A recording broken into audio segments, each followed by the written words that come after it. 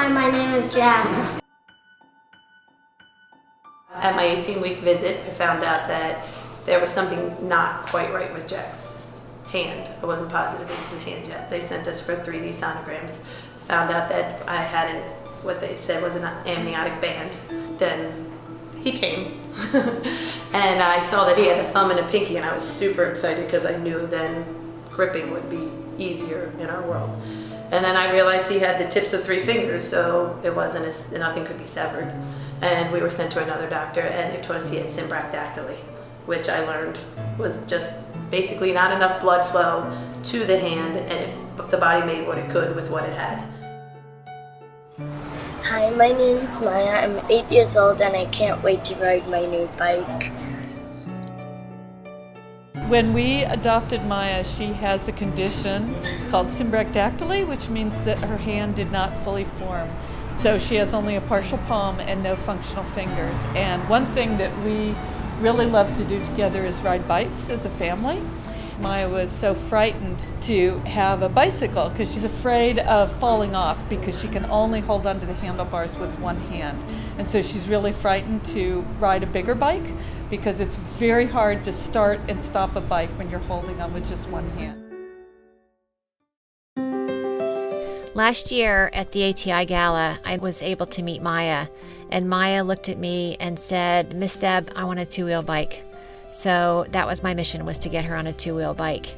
I am good friends with John Horn, who is the owner of Independence Orthotics and Prosthetics. So I contacted John and emailed him, and he said, yes, we're on it.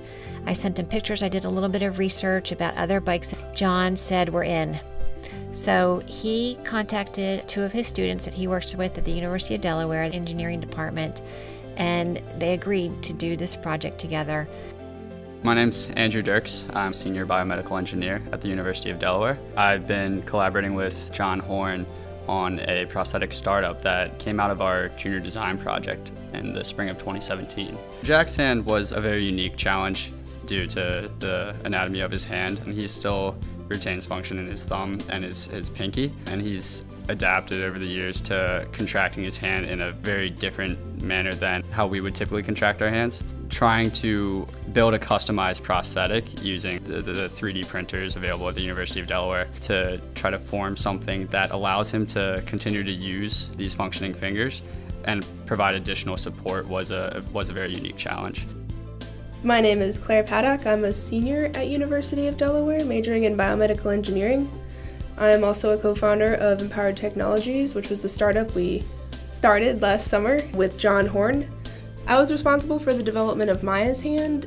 Maya was different from Jack's because she had no fingers whatsoever and very little palm space, as opposed to Jack having use of his pinky and thumb. The design that we decided on was one that has 2 large fingers and a thumb. This is mostly because of her limited wrist strength. It's got a shorter palm, so she's able to activate the fingers and thumb easier with the hand that she has. And we hope that this prosthetic will allow her to build up some muscle strength in her wrist and hand so that we can graduate her up to a larger hand that's got a little bit more space in it. The success of this project would not have been possible without the support and resources of the Media Providence Friends School. They actually supplied us with several different hands that they developed during their STEAM week, where they teach their students about science, technology, engineering, art, and mathematics as part of their curriculum. These students are in grades 6 through 8, and they use the 3D printer that they had on hand to create and assemble these prosthetics that they then gave to us generously. It's just been great because it's giving us more opportunity to feel that he hasn't really been held back by anything, but things come moving forward, opening the potential of the things that he can do. We were really excited when we worked with Dr. Absek, her doctor, and ATI and President's March for Energy to get her a 2-wheeled bike that she can ride all by herself.